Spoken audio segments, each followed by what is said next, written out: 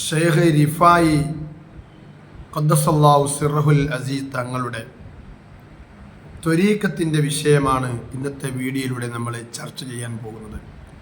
അതുകൊണ്ട് എല്ലാവരും ഈ വീഡിയോ നിങ്ങൾ കാണുകയും മറ്റുള്ളവരേക്ക് നിങ്ങൾ എത്തിക്കുകയും നിങ്ങൾ ഈ ചാനൽ ഫോളോ ചെയ്യുകയും ചെയ്യണമെന്ന് വിനീതമായി അഭ്യർത്ഥിച്ചുകൊണ്ട് നമ്മുടെ ആ വീഡിയോയിലേക്ക് നമുക്ക് പോവാം. റിഫാഇ ത്വരീഖത്തിന്റെ അഹ്ലുകാർ അതിശക്തമായ കത്തുന്ന തീയിൽ ഇറങ്ങുമായിരുന്നു. പാമ്പുകളുമൊത്ത് ജീവിക്കും, വന്യജീവികളുടെ പുറത്തു കയറി സഞ്ചരിക്കും, പരസ്യമായി അവർ വിഷം കഴിക്കും, ഒന്നും സംഭവിക്കുകയില്ല. ചില സന്ദർഭങ്ങളിൽ ആയുധം ഉപയോഗിച്ച് മുറിവേൽപ്പിക്കും. പക്ഷേ അവർ പറയുമ്പോൾ മുറിവ് കൂടുകയും രക്തം നിൽക്കുകയും ചെയ്യും. ഇതുപോലെയുള്ള ധാരാളം കറാമത്തുകൾ അത്വാഇഫത്തുൽ റിഫാഇയ്യയിൽ രേഖപ്പെടുത്തിയിട്ടുണ്ട്. ഇബ്നു ഖല്ലിഖാൻ വഫയാത്തുൽ അഴിയാനിൽ ഇത് പ്രതിപാദിച്ചിട്ടുണ്ട്. വഫയാത്തുൽ അഴിയാൻ 1-ാം വള്ളിയം 173-ാം പേജ്. ഈ കറാമത്തുകളെയും അതിൻ്റെ സാധ്യതകളെയും ചോദ്യം ചെയ്തുകൊണ്ടാണ് ഇബ്നു തൈമിയ്യയും മറ്റു ചിലരും ത്വരീഖത്തിനെതിരെ കയ്യേറ്റങ്ങളും ആക്ഷേപങ്ങളും നടത്തിയത്. കറാമത്തുകളെ ചർച്ച ചെയ്ത് അതിസാഹസികമായ കറാമത്തുകൾ വരെ തൻ്റെ അൽ ഫുർഖാൻ എന്ന കിതാബിൽ ഉദ്ധരിച്ച ഇബ്നു തൈമിയ്യ റിഫാഇയ്യത്തിൽ നിന്നുള്ള സംഭവങ്ങളെ നിഷേധിച്ചത് അദ്ദേഹത്തിന്റെ വൈരുദ്ധ്യാത്മക നിലപാടായി വിലയിരുത്തപ്പെടാവുന്നതാണ്.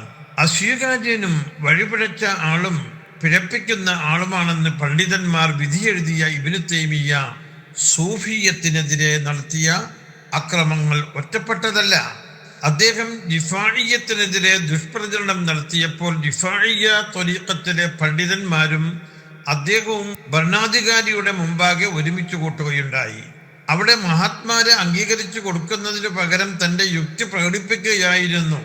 ഈ സംഭവം വിശദീകരിച്ചുകൊണ്ട് ശിഷ്യനായ ഹാഫിള് ഇബ്നു കസീർ തന്റെ അൽ ബിദായത്തു വന്നിഹായയിൽ എഴുതിയത് വായിച്ചാൽ ഇത് നമുക്ക് മനസ്സിലാക്കാൻ കഴിയും.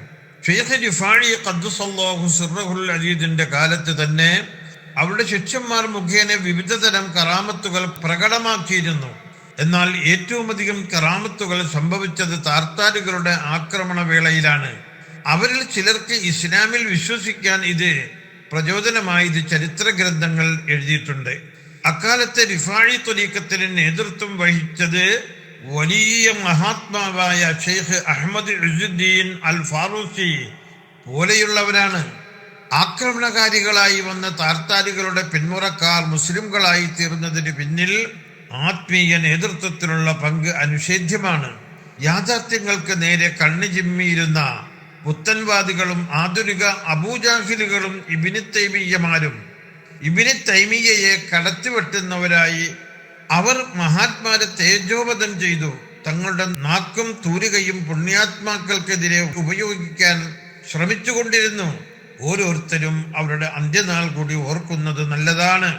മഹാന്മാരുടെ പ്രത്യേകതകൾ മായാജാലവും സിദ്ധന്റെ കർമ്മവും ചൂഷണവും കള്ളത്വരീഖത്തുവാദവുമായി ചിത്രീകരിച്ച് ഇന്നും നടക്കുന്ന പണ്ഡിതന്മാരെ പറയിപ്പിക്കാൻ പോന്ന ഉദരവാക്താക്കൾ ഉണ്ട്. അള്ളാഹു കാത്തുരക്ഷിക്കട്ടെ. ആമീൻ യാ റബ്ബൽ ആലമീൻ.